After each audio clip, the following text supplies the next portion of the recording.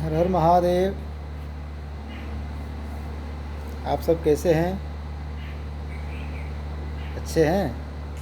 चलिए, अच्छा रहना चाहिए, सब कुशल रहें, यही प्रभु से कामना है।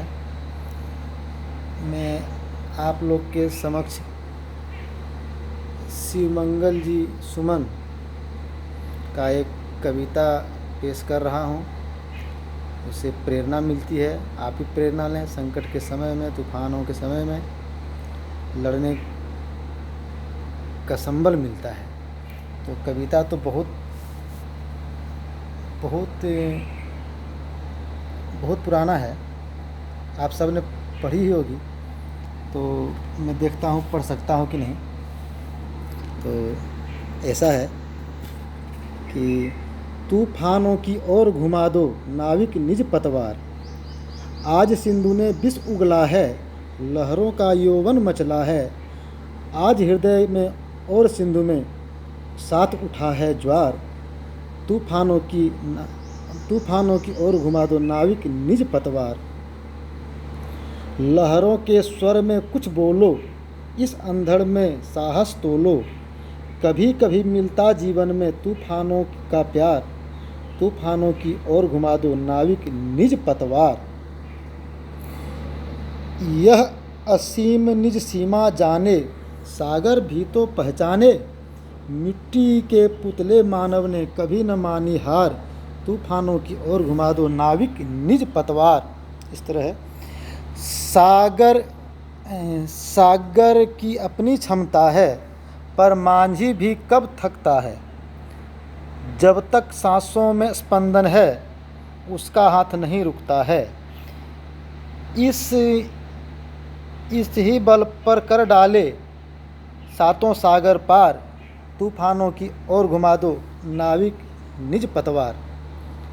तो जैसे अभी पूरे विश्व में, हमारे भारत में महामारी का दौर चल रहा है, सब लोग संकटों में हैं।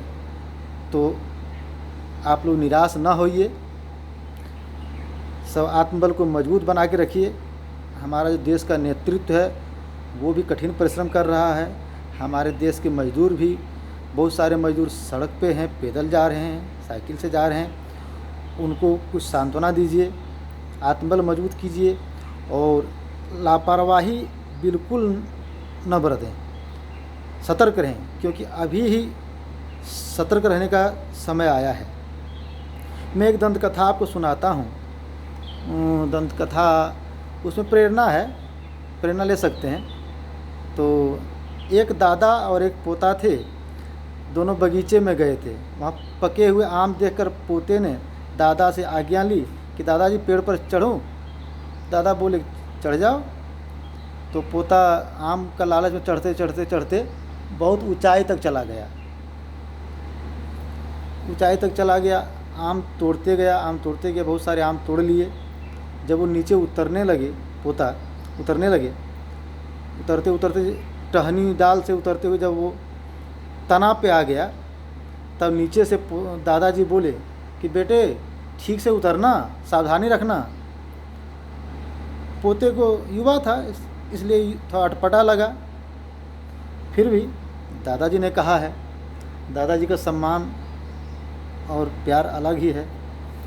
तो जब पोता नीचे उतर गया तो दादाजी से पूछता है कि दादाजी, जब हम ऊंची टहनी पर थे, खतरा वहाँ अधिक था, तब तो आपने सतर्क नहीं किया, मुझे सावधानी बरतने के लिए नहीं कहा। जब मैं तनाव पे आ गया, सामने ही आ गया, तब आपने कहा कि बेटे ठीक से उतरना। इसका क्या रहस्य है?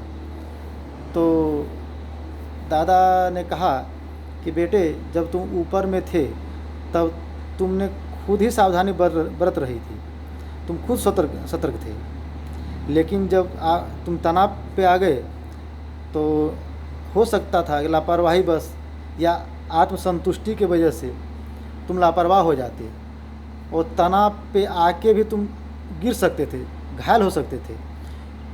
तो यही कहानी समाप्त होता। इसका इसी तरह से तात्पर्य है कि जब 40-50 दिन से भारत लॉकडाउन था, तो हम लोग सब सतर्क थे, बीमारी भी देश में कम थी। अभी 72,000 संक्रमित का आंकड़ा पार कर चुका है, 2300 की मौतें हो चुकी है और सरकार मजबूर है लॉकडाउन को बढ़ाने के लिए।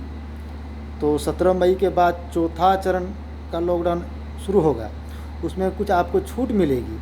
तो मैं आपसे यही कहना चाहता हूँ कि छूट मिले लेकिन लापरवाही ना बरतें, सावधानी बरतें, 2 गज दूरी को मेंटेन करें, मास्क का इस्तेमाल करें, गमछा का प्रयोग करें, सतर्क रहें, कम से कम बाहर जाएं और सुरक्षित रहें, क्योंकि जान है तो जहान है। अभी अगर यदि आप लापरवाही बरतते हैं तो क्या है कि 40-50 दिन का जो किया हुआ मेरा परिश्रम है, सरकार का किया हुआ परिश्रम है, सब व्यर्थ हो जाएगा।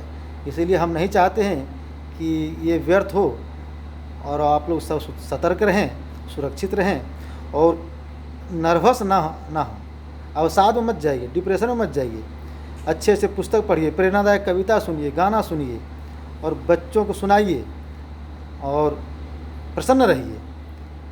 ज़िंदगी में कभी कभी ऐसा आता है, ये टल जाएगा, लेकिन ज़िंदगी चलनी चाहिए, चलता रहेगा। ठीक है, यही कहना था। हर हर महादेव, हर हर महादेव।